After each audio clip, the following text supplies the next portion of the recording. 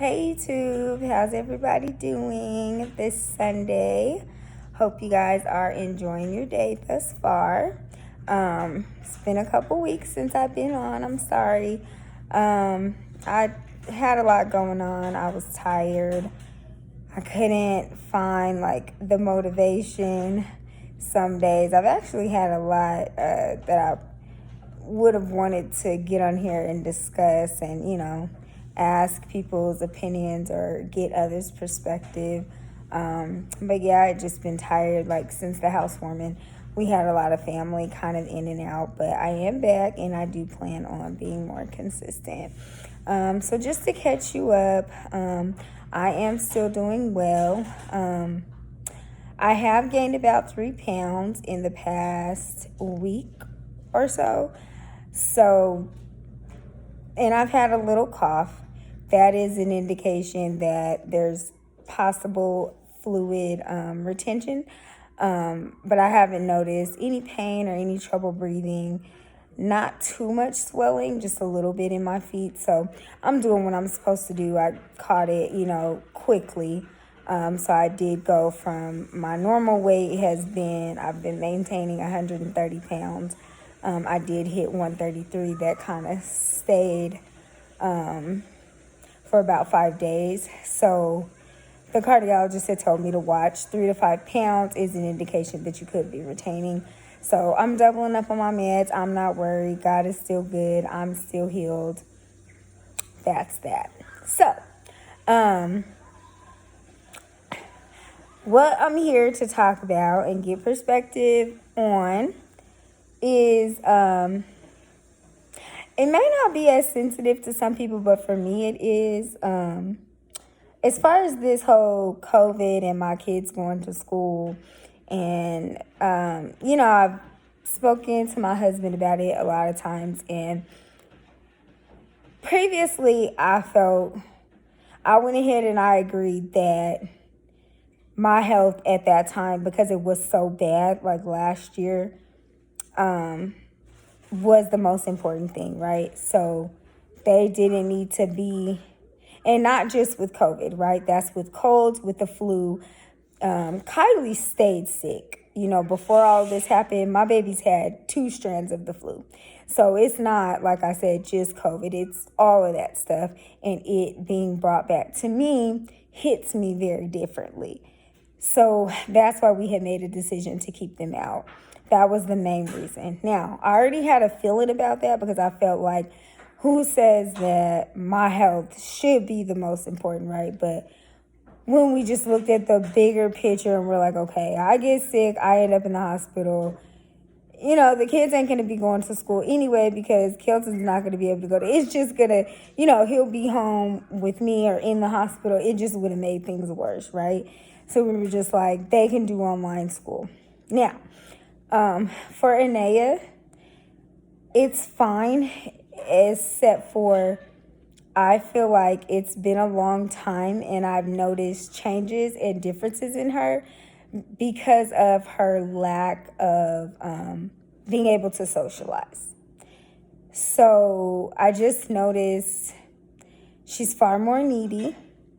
And that's not to say that I mind, giving more attention, but just in the things that she says, I just feel like I'm not comfortable with her just being like excluded, isolated.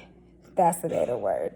From just the experience of school. This was her freshman year. Y'all know like what freshman year was like, you know what I mean? And it's already bad enough that she doesn't get to experience that, and now she rarely sees her friends, besides one friend who's my friend's daughter, and then one of her school friends.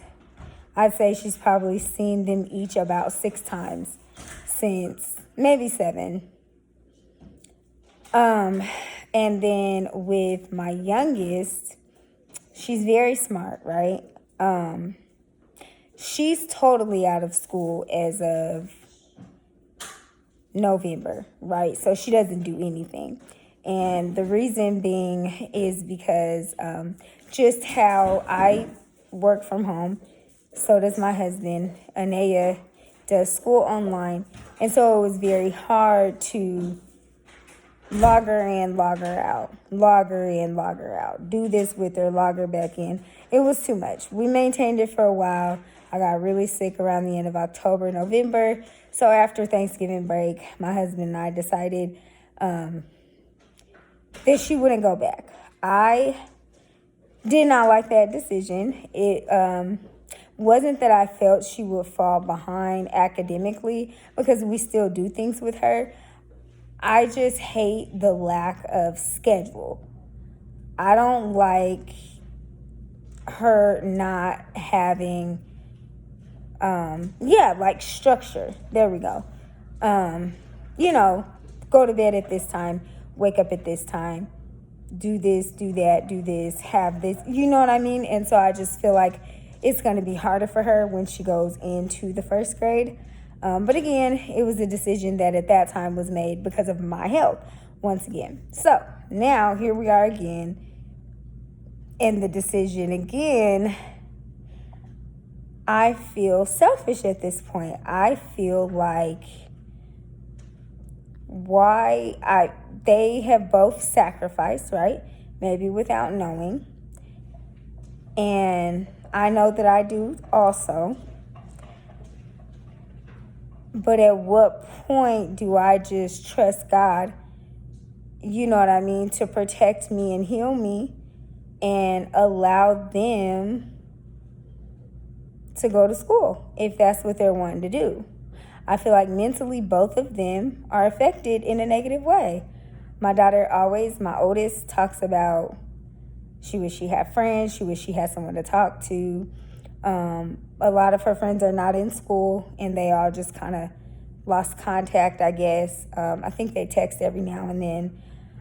But emotionally, even being here and having had to just be there all those times and see me go through so much, she never had an outlet, just something to go do.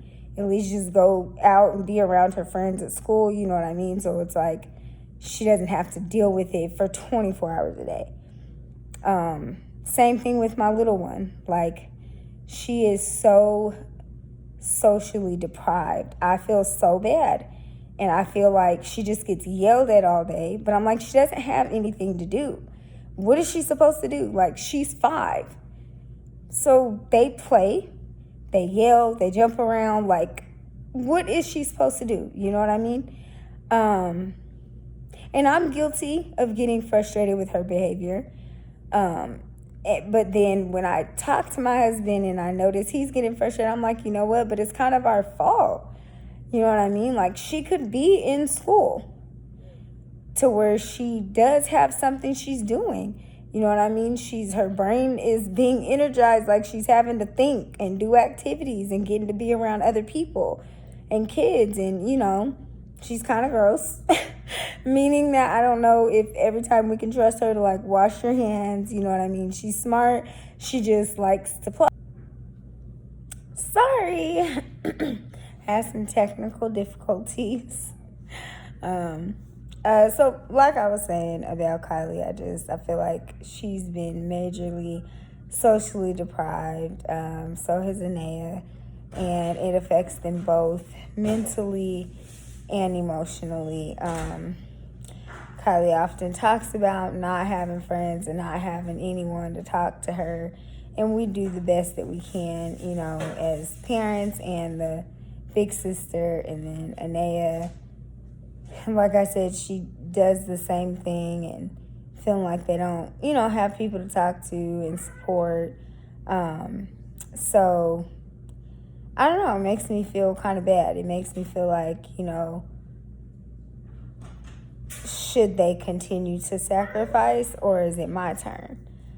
You know what I mean? And I know that I've sacrificed a lot, but I just feel like it's important for, if you have a child who is suffering mentally or emotionally, and there's something you can do to help, that maybe you should do it. You know what I mean? And I get it. And I know the schools are doing the best that they can to keep certain procedures in place to protect the kids. And there's also things we can do at home, you know, making sure that they're eating properly, they're eating healthy diets, you know what I'm saying, to help boost their immune systems, taking vitamins, and so that, you know, they can fight against COVID, the flu, strep, the common cold, you know, all of those things.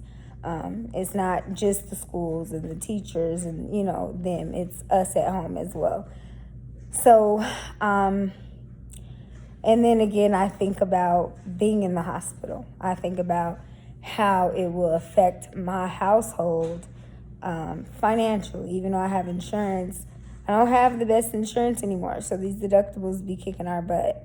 I think about how it will affect my husband, his mental state and theirs, if one of them bring me back something and I get it, and I'm not dealing with that whole my husband can't be in the hospital with me. Yeah, we don't do that. We don't play that. So I just go back and forth. So I guess what are you all thinking?